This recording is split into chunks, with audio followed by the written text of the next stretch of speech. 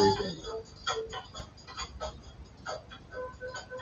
Another metamorphosis, another opportunity for change. Yes, so greet all ones and ones. Metamorphosis coming through the IAC Sunday School YouTube channel. This is actually the first broadcast being done by day. So normally, night programs are streamed at night. But the things and the times are becoming so urgent that we have to use the now to manifest what we want to manifest in a time to come. So if you hear sounds in the background, trucks driving by and things going on out in the street, it is normal. It's daytime right here.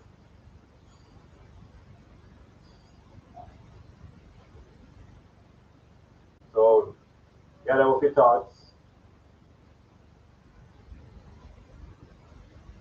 gather up your meditation, because this reasoning will be a bit tall. The one who wants them settle in and have all your brain cells in one zone.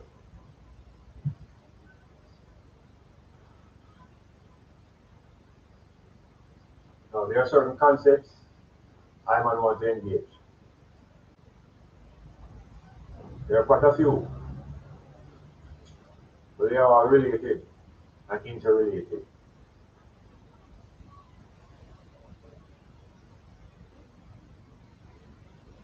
So I'll just outline the concepts and then try to speak to them within the relevance of today's world.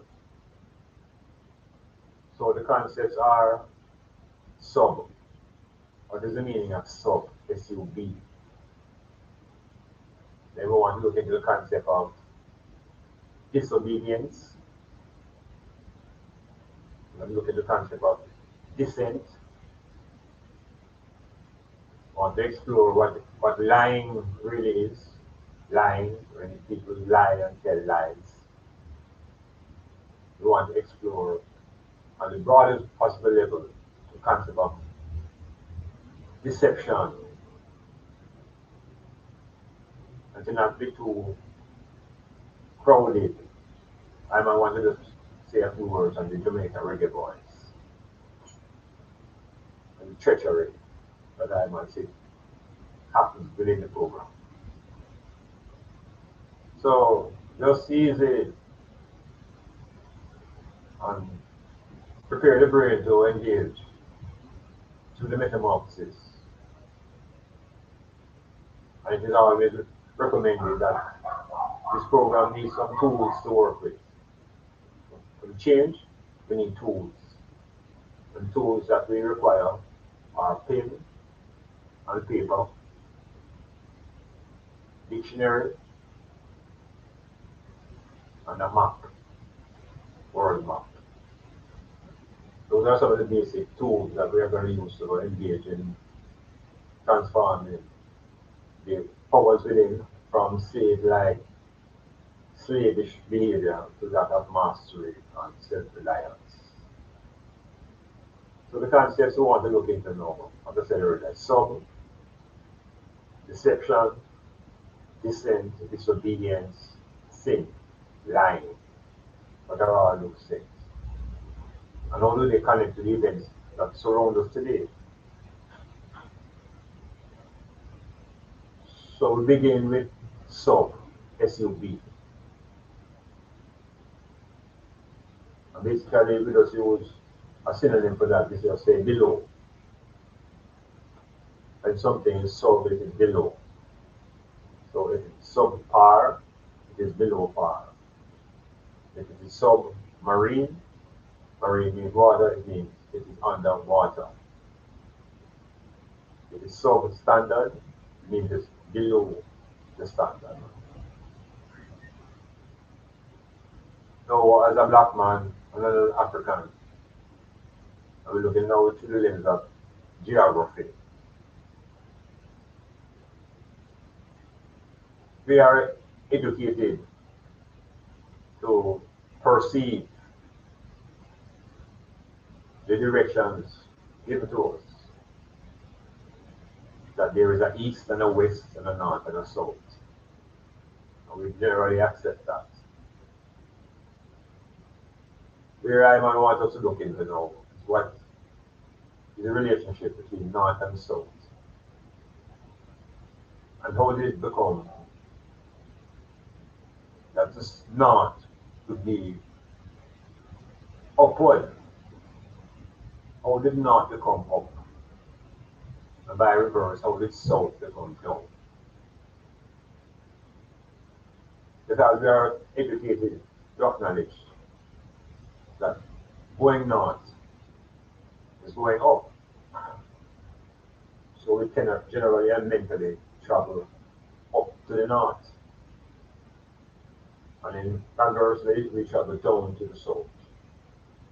When I look into the map and the life of Africa and the continent, in the practicality of life, I look at the River Nile, the longest river in the earth. The River Nile starts in the mountains of Uganda and flows to the north, which is the Mediterranean Sea. Now, intellectually, I ask each and everyone, can a river flow upward? Can there be any river that flows up? Does the River Nile flow up north? Does the River Nile flow up to the Mediterranean? And fundamental intelligence reflects that rivers do not flow upwards. Rivers tend to flow downwards, being assisted by gravity. So if the River Nile is flowing from Uganda to the Mediterranean, that is not an upward direction. The River Nile flows down to the north, down to the cold and bitter north. And conversely, the River Nile comes from the south. So to move from the Mediterranean to Uganda, we have to travel upward, up to the south. And so the construct now of sub comes into play when we speak about the sub-Sahara. That the great vast majority of the African continent now has been put in a sub-condition. It's below something. It's lesser than the countries above the Sahara. And what are the countries above the Sahara? The northern African states controlled by the Europeans and the Arabs. And they go further north into the deep and the depths of the icy Europe. The geographers have split the map and they've made the top of Africa the bottom, and they have called the bottom the top. And for I and I to realize that from Azania to the Sahara is the top of Africa. It is the top. And we must revolutionize our construct of north and south. And why should north now be going up? Because the Europeans have been programmed in their education to tell us that going up is better than going down. And everybody tries to move up. And the whole concept of up takes us to where white people live. And we can go further up into heaven. So the concept of sub is a serious construct. And the Palestinians call the people from Gaza subhuman. Suggests that they are less and below human. Therefore, they can be wiped out without any moral scruple. So there is also a concept called sub-India. sub-Indian continent, truly I know not what it means. But what I know is that it's the Europeans who create these identities and pin them on regions and on people. I'm don't conceptualize in sub-Sahara. There is no sub-African. And the Sahara was once an ocean. So to get out of that slavish version of up and down, and begin to realize that going down to the south is not what it's really all about. You travel up to the south. I want to get over what's frozen, you travel to the north. River Nile does not flow up north. River Nile flows down to Europe. So there's no sub in Africa. There's no sub-Africans. The bottom of Africa is the Arabized, Europeanized section of Africa. The rest of Africa, the top of Africa, is what you call Black Africa. And there's nothing sub about black. Different direction. So, the concept we want to bounce on is that of disobedience. And questioning the whole nature of what is obedience. Ultimately, who defines law. And we see in America where those who are committed to following the law, which are the military, they are now beginning to question the legality of the orders. So which is more essential? Is it illegal or is it immoral? Which is more essential? And is disobedience a crime? If the issue is moral.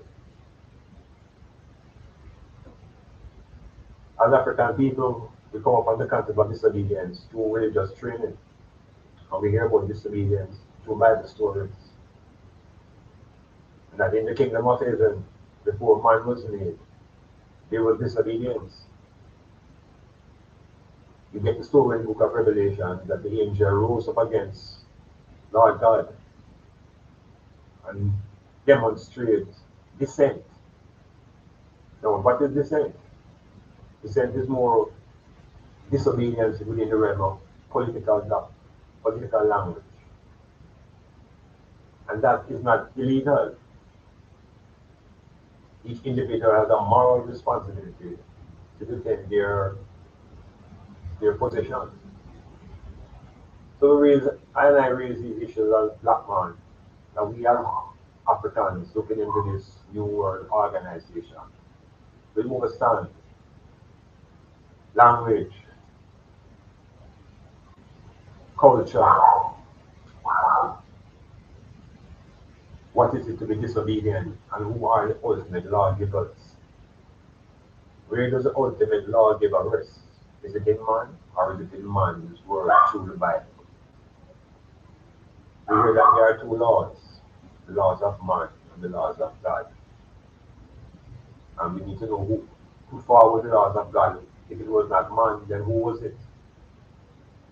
What then is the difference between the laws of man and the laws of God? Based upon what you conceptualize God to be. So there's disobedience here in heaven. And because of that disobedience, one angel was punished along with his friend's army and kicked out. Punishment. So we question now the idea of deception. What is deception? What is the main component of deception? In our present world, I would say it's the media. The media at the church, they're really responsible now for perceptions being deceived. How do we know what is real? How do we know what is metaphorical? How do we know what is false? And every source, the genesis of lying, where lying come from? Within the whole history of the earth and people, who told the first lie? What is the purpose of lying? Again, we return to our biblical training, because in the same Bible, we see a lie as a prominent theme in the same Garden of Eden story, where the created beings are lied to. They are told that if they eat certain thing, they will die. And they ate the fruit and they never died. They were told a lie. So what is a lie? And who owns the morality to defend truth?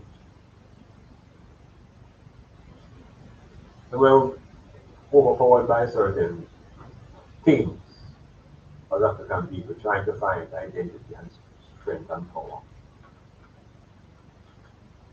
We are in a Caribbean region, as they say, and next door is the continent of South America. The two islands, two states, Venezuela and Colombia. And these states have been positioned by the great power of the United States as narco states. And these states are promoting narcotics. Now I speak here about deception. How do we know that what the media tells us is true? The USA, Trump USA has used missiles to kill over 40 people without evidence of them being drug carriers. So this region called the Caribbean now has become highly militarized. Gerald Ford, USS destroyers, air bombers, everything has been focused between Puerto Rico and Trinidad and other islands. That they are being told to the media that not only is Venezuela a threat to America along the line of drugs, but that the leader is the head of a cartel. Now we have no evidence. We have the president of Venezuela is the leader of a cartel now that has been designated as a terrorist group. This is a narrative being created by the media. This is deception. We must remember Colin Powell at the United Nations. And he showed up with a little thing in his hand, pointing it to the whole world that this was evidence of Saddam Hussein's chemical program. The whole world was seduced to believe that Saddam Hussein had weapons of mass destruction, WMDs. And here we are in 2025, fully conscious that no such thing existed. Deception, media, Pentagon, driven deception. Are we looking at the same scenario with Venezuela? And it's not about the narcotics, but it's about the oil, controlling the oil fields that are in Guyana. Saddam Hussein was not about military weapons of destruction, it was about oil. So shall we be deceived again? And with islands like Jamaica follow Trinidad and support the lie. In real terms, it's a threat to the Monroe Doctrine.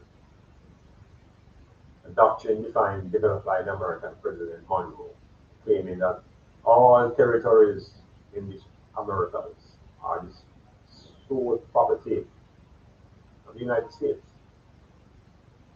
And so today, with that braggadocio power in their thoughts and their army, Venezuela has sought to get support from China and Russia militarily. So as I speak, and the Americans build up their Chinese warships in Venezuelan waters, there is a standoff. The media has not announced that because they don't think it is relevant at the moment. But looking on, the Chinese and the Russians are in Venezuela with great interest and investment in the oil and energy industry. So this is a clash, not between democracy and dictatorship. It's a clash over who must control wealth and resources in an area that America thinks belongs to them. Well, the Russians are saying, all the way over there in Europe, America have bases. All the way over there in Europe, they are financing Ukraine to fight the Russians. So what is the difference between America surrounding Russia with countries of their favor and Russia supporting Venezuela? So it's a break in the whole construct of American dominance. They're right in its backyard. Chinese warships are parked, and Russian technocrats are on the land. Will Trump feel brave enough to trigger the dominant war in our small region? Florida and Miami and all these places will come under attack. South African people now need to be very aware of what is probable. And we have to listen with our own eyes, with our own ears to what the media tells us now. That the situation has an opposite effect in Southeast Asia. Because China now is moving on Taiwan. Taiwan is supposed to be protected by the United States.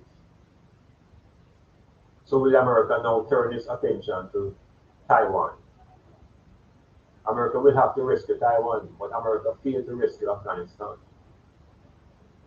And so the Taiwanese are weary, and Chinese are very aware that now will be the best time to claim their sovereignty. The same way America is defending the territory that is theirs, the same way China now flexing its own muscles. So as African people, it's always from that perspective we're looking at. Looking at the Europeans war, looking at the white men war, looking at them trying to control resources outside. I'm very conscious that on the African continent itself, we now have leadership that has become conscious and aware that it is a mineral war that we must win. So we always raise up the captain, Ibrahim Traore, in all our reasonings. We have decided to break the bondage of dependency mentally, economically, and all other ways, especially spiritually, and move towards self-reliance by owning our own resources and reclaiming. So as much as the trauma surrounds us in the Caribbean between Russia and the United States and China, etc., we must focus on where our renaissance is taking place. And the renaissance of black people is taking place on the African continent as I speak. A real renaissance, not a hope. The control of resources by the leaders, this new young leadership, less than 40 years old, and inspiring other nations in Africa now to shake away that dependency and colonialism. The debt of colonialism that captured the mind of the African, that makes them unable to think and own for himself. So we're watching the rest of the world crumble. We're watching the Russians push Ukraine back into a little corner. And we're watching the NATO and America trying to punish the Russians with war. So let them war, that I and I cannot intervene. We see Trump used to starting wars everywhere. They get involved everywhere. In Africa, they want to get involved in wars. In Asia, in South America. These are signs of an empire in decline and in the final stages. The ultimate decline comes now from what's happening inside America. The civil war that has begun. The right versus the left. The assassinations, troops in the streets. These are signs of the times that TRUMPUSA is bringing America to become the first superpower to crumble in such a short span of time. Making America first has made the rest of the world see themselves now as first. So America now is doomed literally now at last. And that will intensify as TRUMPUSA pushes the foundation of America, which are immigrants, push them out. It's the foundation. The World Cup will be in America next year. The original American World Cup team in 34 were all immigrants. America is now the host. So we're just football now on the regular boys. You know, the Jamaica program, they have been dependent on foreign assistance, especially at the coaching level, from 1994 in a very intense way. This time around, 26 years or so after our first and only appearance at the World Cup, we draw for an Englishman with no reputation, an Englishman who brings and draws to the regular boys nothing. Tournaments that the regular boys normally succeed in, we fail, like the World Cup. A constant juggling of players, team was being handled like it was an English Division 2 club side, which literally have more stability in its players. The long and the short of it is that the coach has resigned, and his resignation comes at a time when the team is still in context, still in contention for a World Cup place. This is treachery to the highest people level. Where the coach had a speech prepared at the loss of mathematical qualification. The coach had a speech prepared, speaking about his self-reflection and his toughness of his career. The man did resign in his mind before the game then. Man surrendered, but he was getting 35 US thousand per month. And bringing players in and out, or rookie players, all kind of players, not playing important games, a total waste. But it's not a sign of the coach, it's a sign of the administration. And how you could perceive this rookie coach, world-class coach, as some world-class coach. When this coach is a club coach, this coach has no success at international level, but he come from England and connected to the base of the team of Jamaica, which is English players. So the local construct and the reliance on home is just simply not here. Total belief in the foreigner. Total belief. And the belief is not just from the federation, it's from the people who finance the program from the top level. The white people, the oligarchs, who have more confidence in a foreign international technical director and coach. They have no arms about spending the money, and the coach is a foreigner and brown skin and speaks with a far tongue. There's a local youth who perhaps oftentimes suffer from the lack of respect now from the local players. It's a complex issue. Oftentimes the local players give more respect to the brown skin man who talk foreign. There's a battle here of identity and confidence. When the leadership don't promote blackness and self-reliance, it's easy for the population to feel lesser than who they really are. So that is about the regular boys. So the struggle is to get past this first game in New Caledonia and hopefully book up on the Africans in the final. Only for journey that. The instant movement of replacing the coach that leaves, the political move, from my point of view, not necessarily about quality now, it's just desperation. But there's quality out there. And the quality from the Jamaican coaches who have been coaching outside of the country. Such a coach should be given the chance to be the head coach. But this mission, I should have been no assistant coach doing the other person in Jamaica. Yeah, so this is the metamorphosis. Daytime, speaking to some on some issues that I think I think is relevant. Not about Melissa at the moment. It's about globe. And how black people will steer and navigate through these critical periods. Black man in America under distress, whether they legal or not, I mean black, it intensifies. Whether the war on against dark skinned people. So that could be it. That could be it.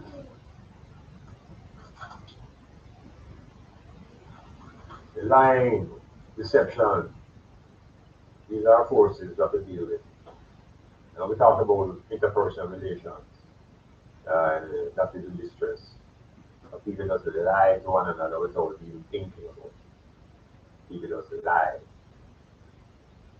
The truth becomes such a difficult thing to achieve. You have to work hard enough to come to know the truth. But lying has become, present global atmosphere suggests to us that bullyism is the norm.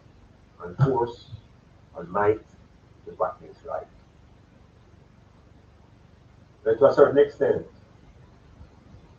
we have been deceived other people to believe that the world is just constructed and run by good and evil.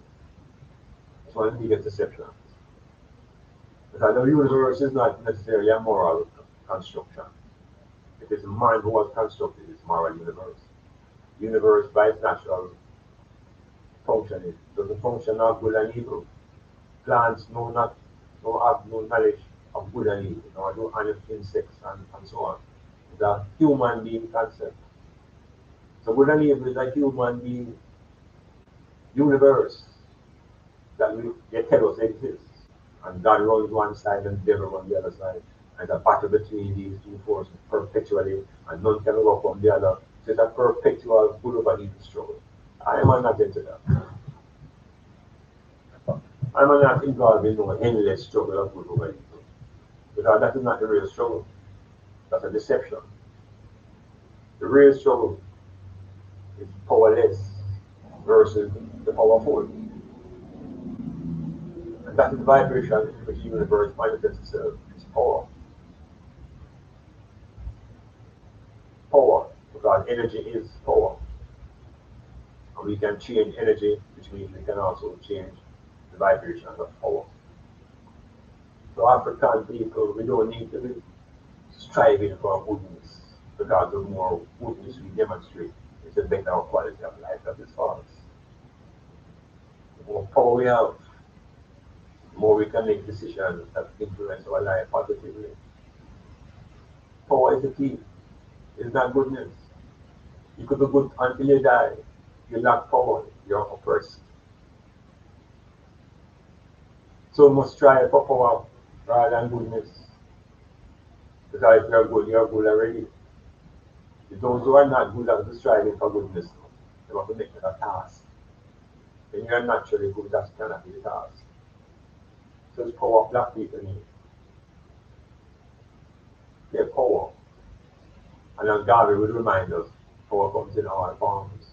There's military, economic, philosophical, spiritual, mental, all sorts of power. Those are all the powers we need to get. And the example and the model we have now for getting all those power rests in West Africa. Yes. The power that is now being called sovereignty. The power over the soil of the land that you live in. The power over your own thoughts. The power over your own decisions. The sovereign power now we're talking about. And that's what Traore and the leaders and generals in West Africa, in the recent coup in Madagascar, in Burkina Faso, in the Gambia, all of these places recognizing sovereignty as a root of power. Sovereignty not just in the land, but more importantly in the power of our thoughts. The power to tell the oppressor, no, enough is enough. It is sufficient. And we rather now stand in poverty and kneel down in some form of financial support from family. We rather stand in our poverty and to bow to foreign influences that drain our country of resources, physical, mental, spiritual. So this is where we are. And I've even returned to the sports. It's the same power is needed now in our program. We will come right now because leadership is colonial. The model is in Africa. Captain Ibrahim Traore, no example. So we teach youth about Burkina Faso, Niger, Mali. And in teaching about Mali, we remind them of the empire of Timbuktu, about the great university, about creators of knowledge, me, I, and I, the African.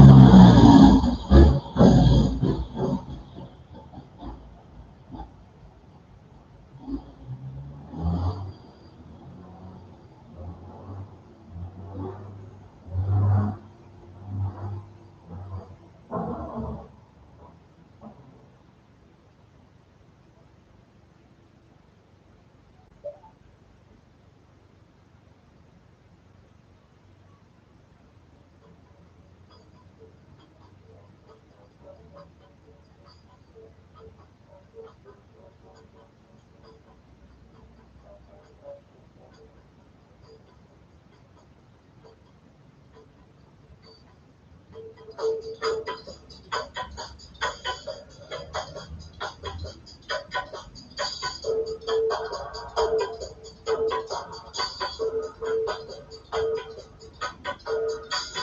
so I wrap up a session.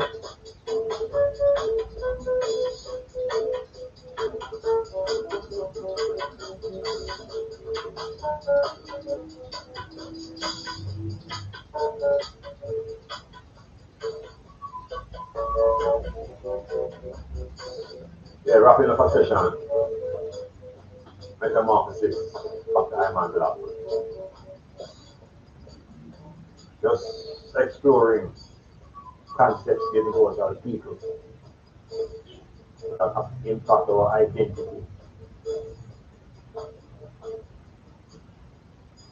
our vision of ourselves, history, and our culture. And usually, and very importantly, our heritage. Because it's the African heritage that connects us. Once you say heritage, we're going into our inheritance. What do we inherit? We inherit the energy of our parents through the egg and the sperm. We inherit memory and feelings of our parents and their parents. These elements of feeling and memory are stored in the skin of the black child. Genetic memories, genetic feelings, genetic knowledge, powers to build the pyramids, to construct calendars. Yes, within the genetics that we speak about, our heritage and our inheritance. So we inherit not just the land, but the mental, spiritual, psychological experiences of the entire race. Genetic memory. Let us not be deceived by Europeans who tell us that we are born with a blank mind. Our minds are infinitely filled with knowledge and information. The real word education means to pull out that knowledge with which you are born with. But instead, we cram in information and tell our youth to memorize. No space and there's no time for thinking. So we're viewing ourselves differently as we were realigned. We are realigning ourselves too. New power blocks being established, new economic framework, BRICS versus the US. Yeah man, realignment, China aligned with Russia and Iran and powers. It is time now for the African also realign in our brain. Yeah man, realign that we become super conscious and awaken the powers in our biological skin, the real site of our memory. That's how we can communicate without talking, because we vibrate through the ears in our space. Yeah man, the ear also is an organ. So let me tell you about it this day. It's a sense organ that dives through the ignorance that we possess in our brain. A metamorphosis, constantly pushing away what they have told us we must keep, and looking at it from a distance. And if it's irrelevant, it remains at a distance.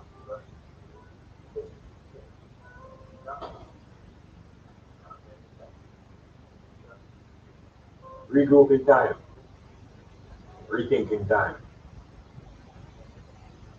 looking into the deceptions presented to us through literature and the media, lies being normalized. It's not a moral universe. A universe that is driven by power. So let us strive to develop power. Not spiritual power, power that is practically useful, economic, political, military power. And let us drop the fear of the army replacing politicians. Yes, that will move that to the European, that gives us the impression that it's too many African guys who go to the universities that can become leaders. And we are being shown right in Africa that those who really care are those who will defend the country. Those who fight for the country are really care. They have earned the right to be the leaders. Yeah, you don't have to require any voting. They have earned the right to the life and the commitment to the country. Yeah, man, let us take respect to those who become soldiers and hold on to their consciousness without trying to live the life of the planter class. Imagine a place like Jamaica when the army get conscious. All PNP and JP have to run away. I mean, it's the people who the beneficiaries now of the resources that come to the country. Tourist money, backside money, the army would direct these resources to the people institutionally. We'll have proper running hospitals right across the country, and schools, and roads.